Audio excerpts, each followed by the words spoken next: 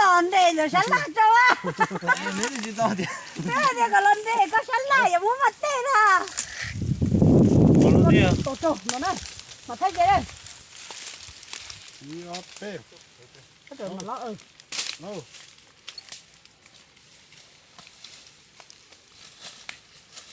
Con này để bỏ xí xa lát to. Cái gì? Có gì? Ví dụ cha, chẳng nói cái những cái tôi để tua to. Lúc họ vẫn nghe là lấy gì thì lấy bé chứ.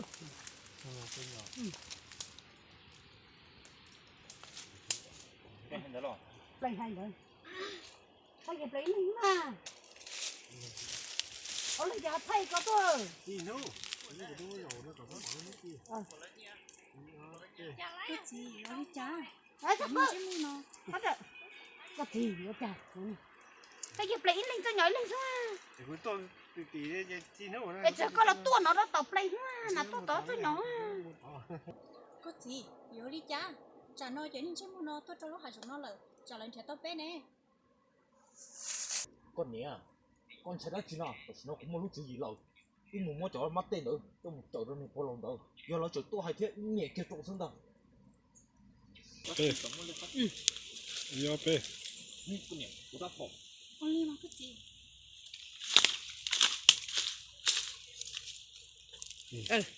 Bê. Con này á? Tao lo lâu rồi nó này có lâu nó yếu chủ tốt chứ. Giờ tiền nó chủ để lấy bê thế à? Gì? Sao? Thì cơ. Con này à? Mua cái chỗ mặt tên nó cho một đánh gì này có lòng đâu.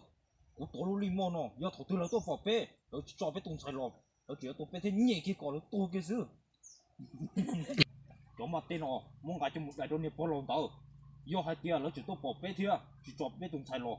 Nhẹ kia lũ limon. Nhảy cái leo lim mà. Nhẹ kia có nên follow được tua nào. Nhẹ kia lũ limon cả. Đâu là. Có thể thế tốt. Con nhỉ? Và kia bé nó mặt tên nó cho một đại kia đâu này có lòng đâu. Giờ hai tia nó chỉ tôi bỏ thế à. Chỉ cho tụi mình xài lộp. Nhẹ kia lũ limon nó còn này có lòng được tôi một sự. Giờ lỡ mà cái gì? Cái chỗ mắt tê có cho một tay kia cho nó có lòng đỡ. Giờ hai tia là chúng tôi bỏ thiệt. Lỡ tua chơi nhẹ kia lũ lim có cỏ. Nhẹ có lòng đỡ thiệt có ta chứ mà. Tôi bảo là. Sao thằng to lẩu một con nhỉ? Có chim.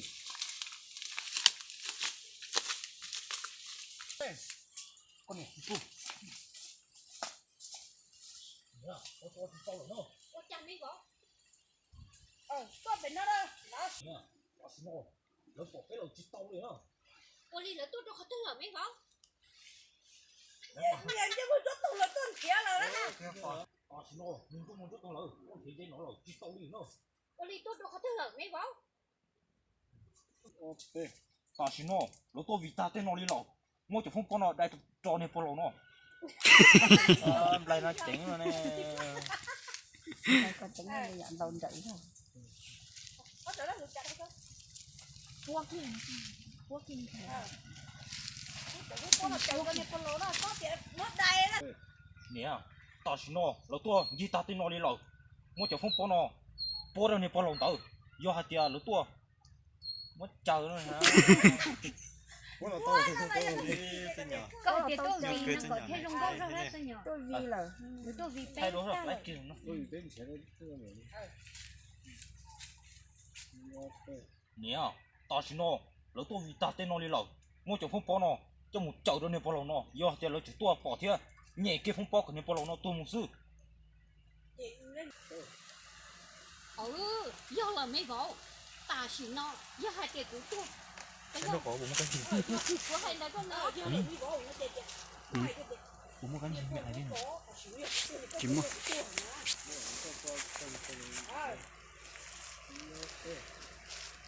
Giờ là mấy gõ. Người con chuột rồi. Giờ hai tiền. Ta xin nó của tôi chị. Cơ con đó của tôi. Rồi tôi phải nó tới. Nghe con chuột rồi. Nó có chỉ tôi chị. Con nghe tung chuột tung chuột tôi.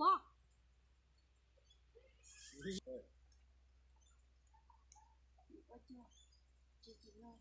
bây giờ tôi phải là nó cũng nhiều giờ hai chị có từng gió tông phun đầy tàu cũ có chị không tua nè có chỉ nó tao thằng đâu chỉ hợp chỉ mua rồi mua mặt tết cho nó cho chú nó có gì trả lời tôi bỏ nè nè cái rồi đúng không mình thấy chẳng phản đó rồi nó do nó chỉ có bỏ theo có tua kia hay thứ đâu có chỉ hay còn có có bé thôi ăn liền đi nhiều bỏ lò ta chỉ nó số trả số nhà nhân đầu của tế ta rồi do tiền nó chỉ tôi đi trả tiền nhiều cái lúc đi mua nó có tôi kia xin đi mò này của tôi đi mua mà ta để đi à thôi họ lại ta để đi ta hay đúng rồi nhiều bỏ lò chỗ nó số trả số nhà nhân đầu của tế ta rồi do họ tiền nó chỉ tôi tiền cũng nhiều lúc đi mua nó bây giờ chủ tôi xin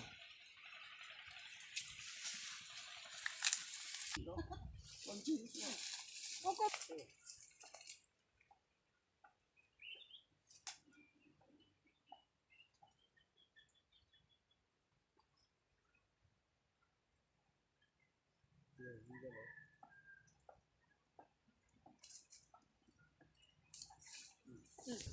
như khó lọ ta chỉ nó bé lúc mà tay nóยังchỉ giàu có nó đi chị ơi mà cái chị tàu con nó mà chị à con chị tàu cái nó mà tên nó mà chị ơi có chính ra hết không sao đi giờ có trẻ có tụi nó tông chuyện tua như khó lọ ta chỉ nó bé có chỉ sao giàu hay cái nữa hay chỉ lấy chỉ hay nó tức thật chị phèo ta chỉ nó giờ hai tiệc có chỉ hay có những đứa trong chuẩn đề cụ thể có chỉ câu tua thay nè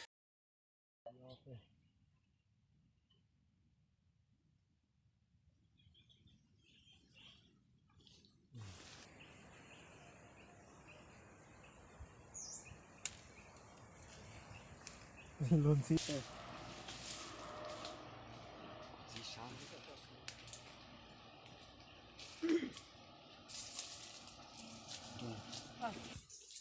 nó phải tao trở tao nó hả tao nó con mà tao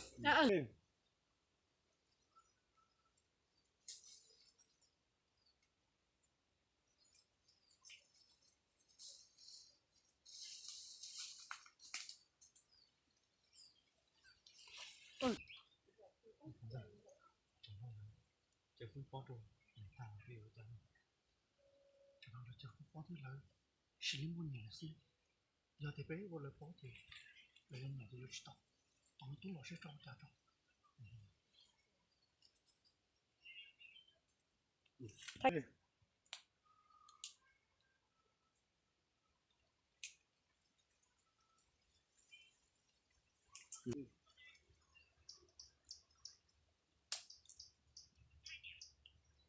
có hay à你知道，算了，我一直走了，没问我啥别人，啥别人。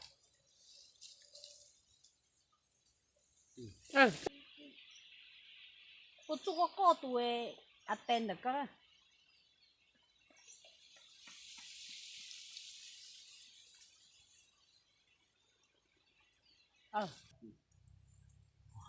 回来，就是老张干，那你对不光带着我们去， chẳng không có tao tao cũng nhiều trả lời nhỉ lim một bé không có tao cũng nhiều tao cũng nhiều 我还要捡， ngay là nó 这我遇到他个人，哎， wow mình gần giờ chắc rồi đây 这我找张干，了解，那你没毛病的，光带着我们，行吧？你这人年纪知道呢？ ờ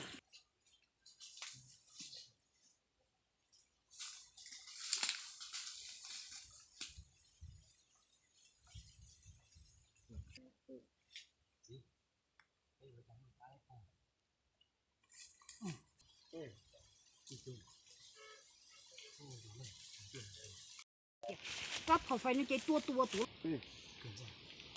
อยู่ตัวนั้นต้องคือตั้งแต่ตัวเรื่องนี้ก่อน